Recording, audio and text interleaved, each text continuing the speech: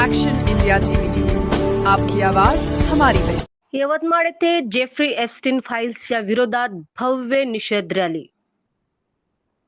यवतमाळ 8 मार्च महिला दिनानिमित्त Jeffrey Epstein प्रकरणाच्या विरोधात यवतमाळ येथे भव्य निषेध मोर्चा काढण्यात आला।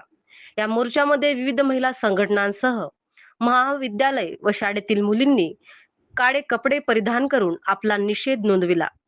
स्त्रिया आणि बालकांना न्याय मिळावा या मागणीसाठी हा निषेध मोर्चा आयोजित करण्यात आला होता। या प्रकरणात भारतातील काही व्यक्तींची नावे समोर आल्याच्या पार्श्वभूमीवर त्यांचाही निषेध करण्यात आला। मोर्चा दरम्यान विद्यार्थिनींनी विविध भाषणे देत आपल्या भावना व्यक्त केल्या। विशेष म्हणजे या रॅलीमध्ये महिलांसोबत पुरुषांचाही मोठ्या प्रमाणात सहभाग दिसून आला। ही रॅली समता मैदान येथून सुरू होऊन संविधान चौकात डॉक्टर बाबासाहेब आंबेडकरांना अभिवादन करून समाप्त करण्यात आली। मुख्य संपादक विनोद माहुरेसह यवतमाळ जिल्हा प्रतिनिधी प्रियंका बागडे।